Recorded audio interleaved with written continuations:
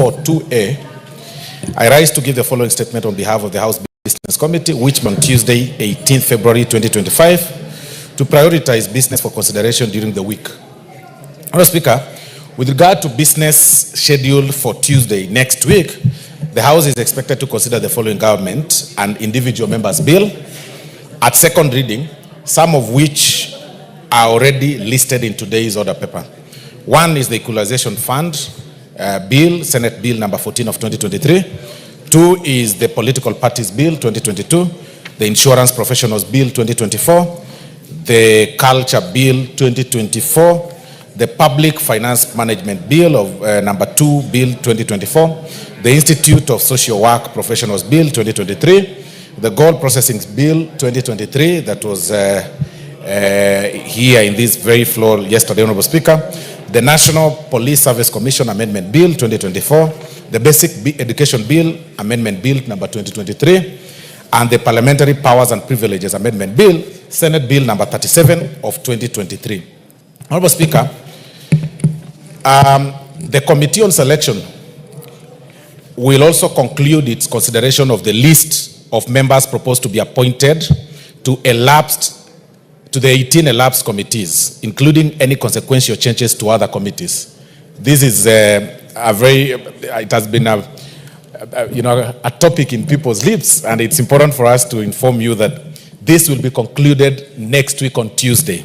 In this regard, the House will consider the motion on the constitution of other lapsed committees, in addition to the motion to ratification of the agreements for the establishment of the African Finance Corporation. Mr. Speaker, as members will recall, you issued a communication guiding the House that the Liaison Committee would consider the supplementary estimates for the year 2024 and 2025 budget policy statement and debt management strategy.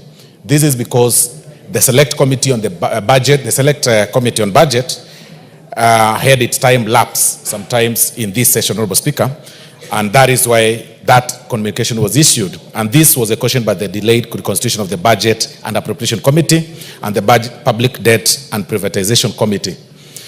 As members have noticed in the supplementary order paper for today, Honorable Speaker, I intend to move a motion for extension of the period for the consideration. This has already been done, and when you reordered the order paper. And as a leadership, we had the Liaison Committee working with the departmental committees to fast track the consideration of the two committees or two budget documents and the supplementary estimates too, so as to enable the House to conclude with them soonest. Honorable Speaker, the House Business Committee also noted the status on the uptake of post-service medical by members, and as at last week, and commended the enrolled members, there are several members that have enrolled willingly, and of course, they've also displayed their willingness to register to the scheme. And on behalf of the committee, we encourage members who have not enrolled to register soonest in order to allow the clerk to proceed with the administrative processes of actualizing the scheme without leaving any member behind. This must be re-emphasized, that the tables that you see on the corridors on your way to Parliament or to the chambers are for the members or the staff that are taking the registration of the post-service medical scheme by members, and members are encouraged, if you haven't and you're in this floor or in this chamber, you are encouraged to register as soon as possible so that that is expedited upon. And finally, Honorable Speaker, the House Business Committee will reconvene again on 25th of February 2025 to schedule business for the rest of that week. I now wish to lay the statement on the table of the House. I thank you, Honorable Speaker. Thank you, Honorable Osoro. And before we proceed with the other statements, allow me to take this opportunity to welcome the following schools that are seated in the public gallery. Compuera Academy from Dagoretti South Constituency, Nairobi County. And Harambee School, Harambee School from Makadara Constituency, Nairobi County.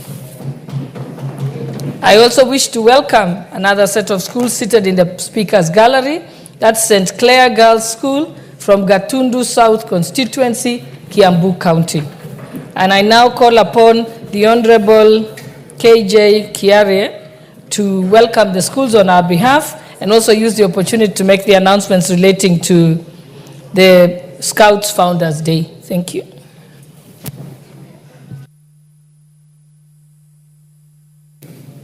Honorable Speaker, I truly thank you. And I take this opportunity to thank the learners who have visited Parliament today and to welcome them to Parliament.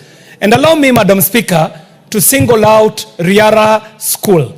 Riara School is an exceptional school within the Dagoretti area, a school founded by great educators in this country, Mr. and Mrs. Gashukia and the Gashukia family. And for more than 4 decades, this school has been an exceptional school in terms of quality of academic and even extracurricular. And so I want to welcome the learners to Bunge today. And this is where the laws of the land are made. And all the laws that we make in this Bunge, we make them with the consideration of what you see in that banner there that says all the things we do here, we do them for the welfare of society and the just government of the people. Madam Speaker, I will also take this opportunity to let the members know that this coming weekend is a most important weekend for the scouting community. And I say this, leading a caucus in this parliament known as the World Scout Parliamentary Union, a very vibrant and active caucus of whose membership are also very active members like the member for Waraka, the Honorable TJ, a very committed member and a scout. And this caucus brings together parliamentarians who are interested in scouting and are supporting scouting in the Republic. Madam Speaker, as you would know, Kenya holds a very special place in scouting in the world.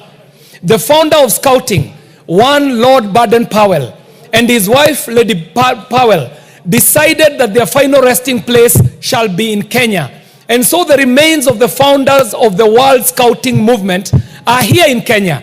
And so I take this opportunity to welcome all members of Parliament to Nyeri, the scouting capital of the world, for the most important activity in scouting calendar, which is the World Scouting Founders Day that shall be taking place in Nyeri this weekend. Finally, Madam Speaker, scouting as a movement is no longer what it used to be when we were young. We used to see how vibrant scouting used to be. We have, as a house, to ask ourselves, if the scouting is getting monies out of our budget, if scouting is getting money out of the exchequer, is this parliament on top of the issues that are happening in the scouting movement? Are we supporting the Kenya Scouting Association as we should? Are we taking them to task in how we should in developing scouting in this country? Madam Speaker, these shall be issues that shall be discussed this weekend as we seek to bring back the former lost glory into scouting and calling upon this house to take its rightful place in the oversight of the scouting activities in this country. I thank you very much, Madam Speaker, for this opportunity and welcome everybody to Founders Day of the scouting movement at Nyeri, the capital city of scouting in the entire world. Welcome, learners, and if you have not joined the scouting movement, make sure you join scouting in your school and you shall be supported by this parliament through the World Scout Parliamentary Union. I thank you, Madam Speaker.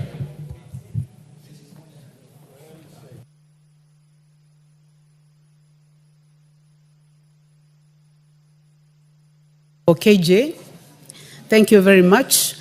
Honorable members, we are going to reorganize the order paper this way. We'll go to order number 10. Then we'll go to 15, and then we will go to 13. We will get there, honorable members. We'll get there. Next order. Order number 10, the Assumption of the Office of President and Transition of Executive Authority Bill, National Assembly Bill number 1 of 2025, first reading. A bill for an act of parliament to to provide for the procedure and ceremony for the assumption of the office of President by the President-elect in accordance with Article 141 of the Constitution, the orderly transition of executive authority before and after a presidential election, and for connected purposes. Order number 15, the Public Finance Management Amendment number 2 Bill, National Assembly Bill number 26 of 2024, second reading. Majority Leader, Leader of the Majority Party, please proceed. Thank you very much, Honorable Speaker. Honorable Speaker, I beg to move that the Public Finance Management Bill 2024 be read the second time. Honorable Speaker, this bill was read for the first time on 19th June of 2024 and was then committed to the Committee for consideration and tabling of report. I'd like to thank the committee for a job well done. Honorable Speaker, this bill seeks to amend the Public Finance Management Act, Cap 412, to align the timelines for the passing and consideration of the finance bill by the county assemblies and the National Assembly.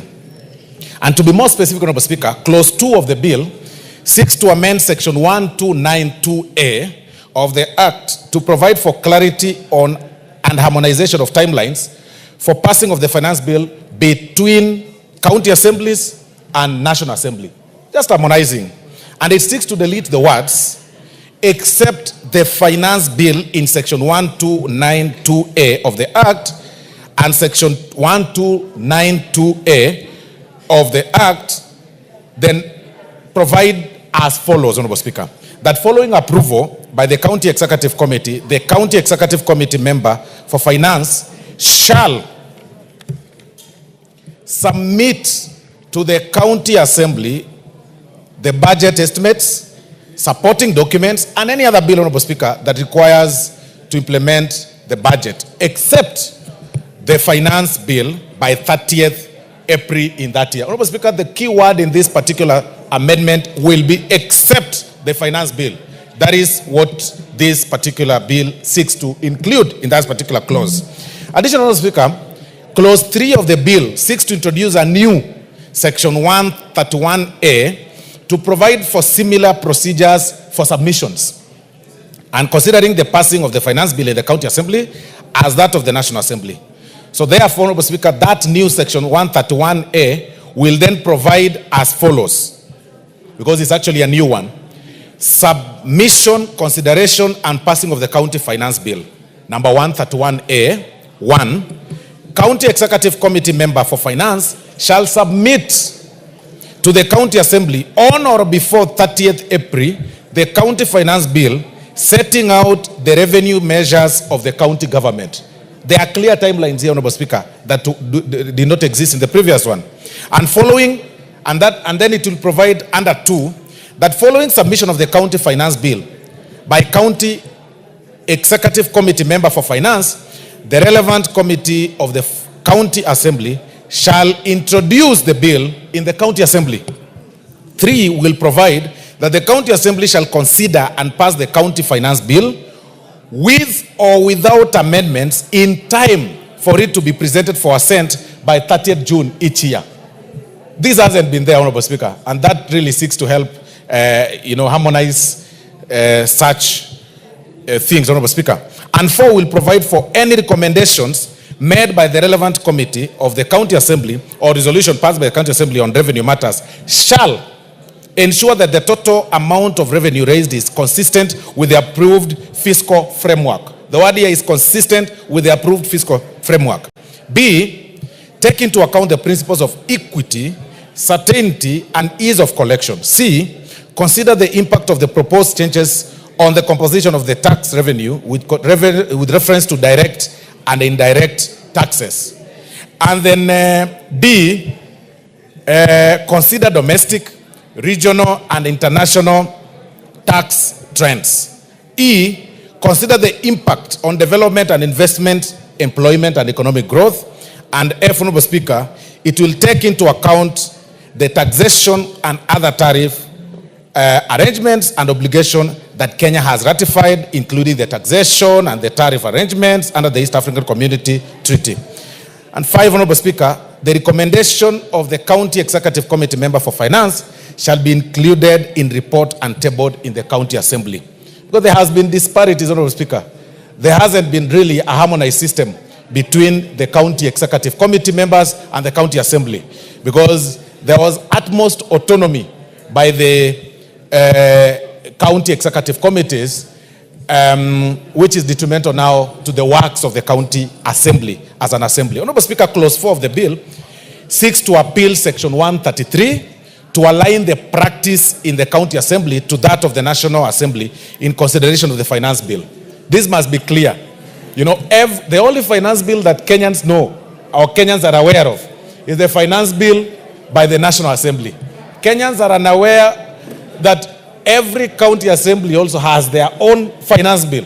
So we want to realign that. This particular bill seeks to realign such so that we have a replica of what happens in the National Assembly as far as the finance bill is concerned, and should replicate to what happens in the county assemblies, Honorable Speaker. And that is what Section 133 seeks to amend. And it provides that not later than 90 days after passing the appropriation bill, the county assembly shall consider and approve the finance bill with or without amendments. Mr. Speaker, this is very important, because the casual way to which the county assemblies and the county governments run their business affairs, especially the business of the finance bills, Honorable Speaker, will be put to a stop. It now is well aligned within the law. Honorable Speaker, in conclusion, this bill contributes largely to the development of this country in terms of the finance sector. It contributes largely towards, of course, realigning the funds that come through such provisions that are introduced in the finance bill. And I therefore urge the honorable members to support this bill as it is. And I therefore beg to move, Honorable Speaker, and ask the Honorable Jared Okello to second. Thank you. The Honorable Jared Okello. Madam Speaker, I thank you very much for the opportunity to second this bill that has been proposed by the majority whip, my brother Honorable Osoro. Madam Speaker, it is true that there has been a disconnect between